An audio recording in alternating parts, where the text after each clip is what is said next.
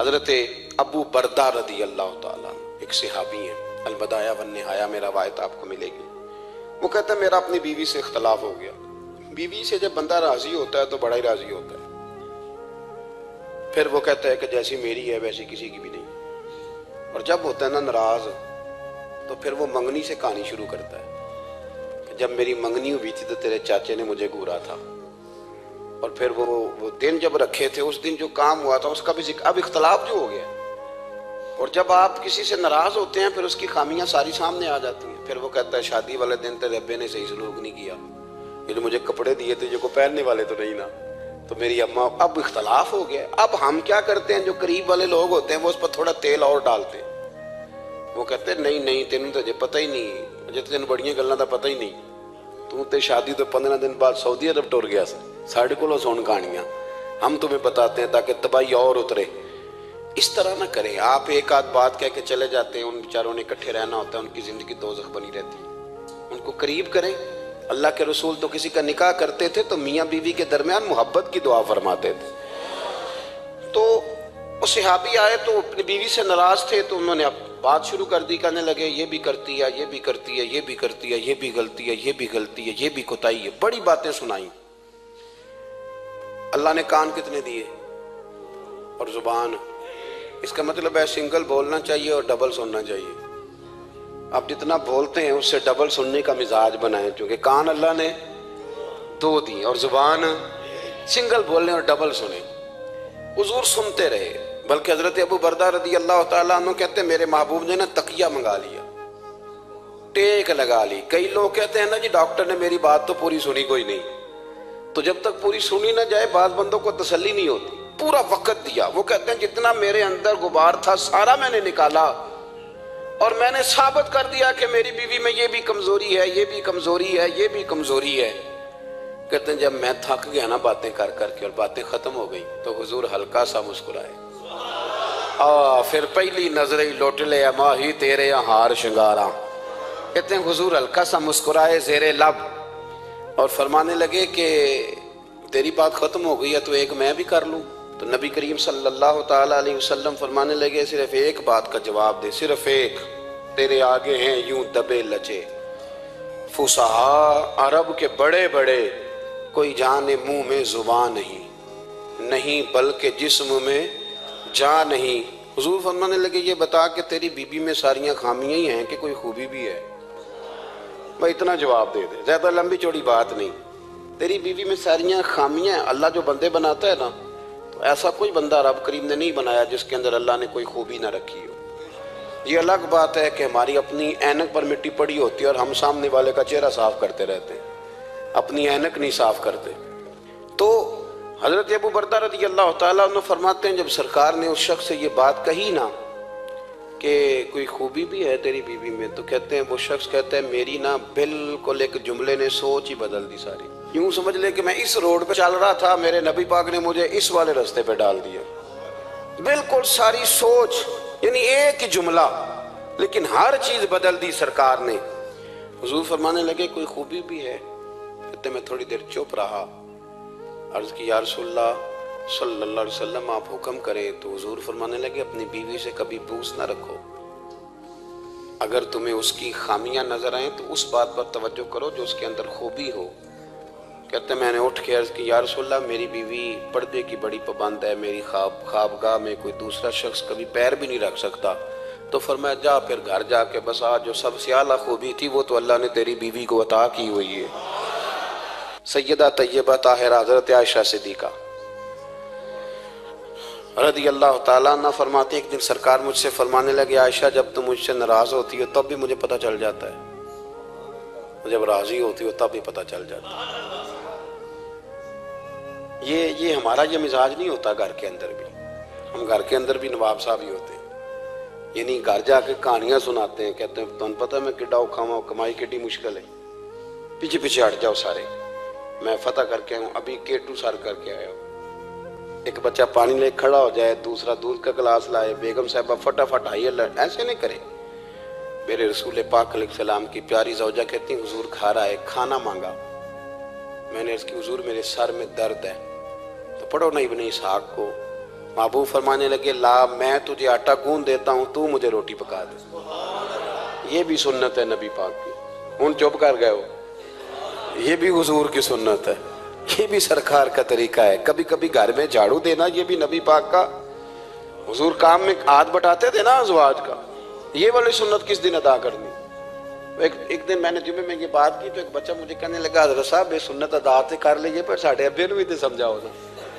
हंसना नहीं जी मस्जिद में ऊंचा। कहने लगे वो बेगम साहब एक दिन बीमार थी और सख्त बीमार थी, तो मैंने चाय का कप बना दिया, अल्लाह बेचारी मुझे रोज बना के देती है, तो मैंने बना दिया। तो अब्बा जी कहते पुत्र राय दी आदत ना खराब कर ली। तो अब आप तो सुन्नत कुछ और बयान कर रहे हैं। मैं कि तुसी शुरू करो ना, ताकि तुहाडे बच्चे तो ना ये सवाल करन जेड़ा आज तुसी कर रहे हो। तो उसमें भी कोई हिकमत होगी। बुजुर्ग अगर कोई बात करते हैं तो वो भी कोई इतनी बुरी नहीं होती, उसके अंदर भी कोई ना कोई हिकमत होती है। लेकिन अपने घरों के माहौल में खूबसूरती लाएं। ये स्टेटस नहीं अहले इस्लाम का। बात समेटने की तरफ आ रहा हूं।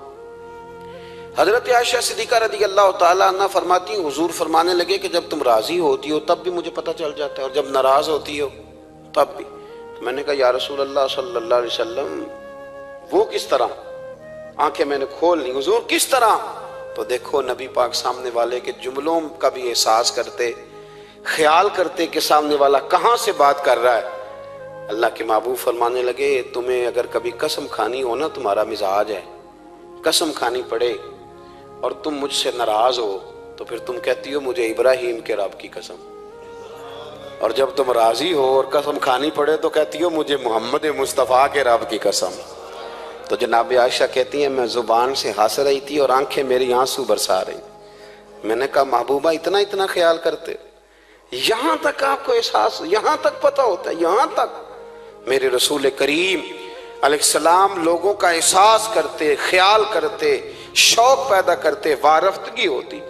कई दफा हुजूर फर्ज नमाज पढ़ के घर चले जाते, थोड़ी देर के बाद आते मस्जिद में नमाज पढ़ लेते। कई दफा कादी एजाज मालकी रहमतुल्लाह अलैह इसको लिखने के बाद इसकी शरह में फरमाते हैं, असल बात यह थी कि हुजूर जब तक मस्जिद में रहते थे सहाबा अदबन बैठे रहते थे, तो हुजूर फरमाते मैं जाऊंगा नहीं तो ये भी नहीं जाएंगे। तो सरकार घर तशरीफ ले जाते ताकि लोग अपने अपने काम में लग जाए और फिर हुजूर वापस आ जाते। नबी पाक सल्लल्लाहु अलैहि वसल्लम तशरीफ फरमाती हजरत आयशा सिद्दीका की एक बूढ़ी औरत आ गई। उस औरत ने जब आकर के दरवाजे पे दस्तक दी और जब वो बोली ना, उसने गुफ्तगू की, उसके जुमले महबूब के समात अक़दस से टकराए। तो कहते हैं अल्लाह के महबूब जल्दी से उठ के बैठ गए। हुजूर ने उस बूढ़ी का इस्तकबाल किया और हुजूर ने उसे बिठाया। फरमाती हर आने वाले मेहमान को हुजूर बड़ी इज्जत देते थे, बड़ा नवाजते थे, हर आने वाले मेहमान पे बड़ा करम फरमाया करते थे, लेकिन इस खातून को ज्यादा एजाज दिया। अल्लाह के महबूब अलैहिस्सलाम ने इसके लिए खाना मंगवाया, खजूरें दी, शहद के साथ तवाज़ो फरमाई। फरमाते वो बीबी बातें करती तो मैं दिलचस्पी देखता। कुछ मेहमान ऐसे होते हैं ना जो आए तो बंदा कहता है अल्लाह करे अब चले जाए ना किसी तरीके से, और कुछ ऐसे होते हैं जिनको बंदा कहता है इतनी भी जल्दी क्या है, जरा ठहर जाइए, थोड़ा रुक जाइए। दिल करता है कि वो जरा बैठे, उनसे कुछ और बात हो, कुछ बात और आगे बढ़े। किसमें होती है मेहमानों? महबूब पाक सल्लल्लाहु अलैहि वसल्लम ने बहुत ही ज्यादा अहमियत दी। हुजूर महबूब करीम अलैहिस्सलाम जब वो बातें करती तो हुजूर दिलचस्पी से सुनते, उनके सवालात के जवाब बड़ी गहराई और गहराई से देते। हजरत आयशा सिद्दीका फरमाती हैं देर के बाद वो बूढ़ी उठी, कहा हुजूर अब मैं चलती हूँ। तो नबी पाक ने तहाइफ तैयार किए। एक सहाबी को कहा इनके साथ जाओ और तोहफे इन्हें दे दो। कहते हैं जब वो बूढ़ी चली गई तो मेरे दिल में ख्याल आया हुजूर अब मस्जिद जाएंगे, जब रात को वापस आएंगे ना फिर मैं महबूब से पूछूंगी ये खातून कौन है। लेकिन हजरत आयशा कहती हुजूर तो गए नहीं, लेट गए, और बड़ी खुशगवार कैफियत मैंने देखी। हुजूर की मुकद्दस आंखें खुली और महबूब के चेहरे पर अजीब सी रानाइयां। जनाब आयशा सिद्दीका कहती है मैं आगे बढ़ी और मैंने कदमों पे हाथ रख के अर्ज़ रसूल अल्लाह सल्लल्लाहु अलैहि वसल्लम मेहमान तो रोज आते हैं, हुजूर ये काशाना नूर है, यहाँ रोशनी लेने वाले तो रोज आते हैं, ये कौन सी बूढ़ी थी कि आई है तो आपने इतना इस्तकबाल किया है, इस अंदाज में वक्त दिया है। और या रसूल अल्लाह सल्लल्लाहु अलैहि वसल्लम फिर मैं आपकी कैफियत देख कौन थी? कहते हुजूर उठ के बैठे और मैंने हुजूर की आंखों में आंसू चमकते देखे। महबूब फरमाने लगे आयशा ये मेरी पहली ज़ौजा सैयदा खतीजातुल कुबरा की सहेली थी। ये खतीजा की सहेली थी। फरमाया जब हम मक्के में रहते थे तो ये खतीजा से मिलने आती थी, खतीजा इन्हें वक्त देती थी, इनका इस्तकबाल करती थी। ये कमजोर होती थी तो खतीजा तोहफे देती थी। फरमाया आज जब ये दोबारा आई है तो पिछली सारी यादें मेरे जहन में ताज़ा हो गई हैं, वो सारे ख्यालात तसव्वुरात फिर से उजागर हो गए। और फरमाया मैंने वो सारी निस्बतों को, उन सारी बातों को निभाने की कोशिश की जो खतीजा का इसके साथ रिश्ता था। और फिर बात इस जुमले पर खत्म की, फरमाया हुस्नुल अहद मिनल ईमान, फरमाया ताल्लुक को अच्छे तरीके से निभाना ये भी ईमान का हिस्सा है। ताल्लुकात को, अहद को, पैमान को अच्छे तरीके से निभाना ये भी ईमान का हिस्सा है। तो देखिए हमारे जो रिश्ते हैं, हमारे जो ताल्लुकात, कोई शख्स ये तकाजा न करे, कोई तकाजा न करे, कोई खामन ये तकाजा न करे जब तू मेरे घर में रहती है तो इस पे पाबंदी है, तू मेके नहीं जा सकती, तू किसी से मुलाकात नहीं कर सकती, तू कुछ नहीं कर सकती। तू कैसे पाबंद कर सकता है जब तू अपने हक में इस कदर ज्यादा तू अपने हक के अंदर मजबूत है कि जरा वो बात करती है तो कहता है मेरी अम्मा है, मेरे अब्बा जी, इसमें शक भी नहीं, औरत को करना भी नहीं चाहिए। तो इसी तरह का रवैया उनके माँ बाप के हक में भी इंसान को रखना चाहिए। ये बात दुरुस्त है, इंसानों में कमियां होती हैं, किसी जगह वो भूल जाते हैं, तो फिर इंसान को ये भी सोचना चाहिए कि मेरे अजीजों में भी कमियां हैं, मेरे अंदर भी कमजोरियां हैं, मेरे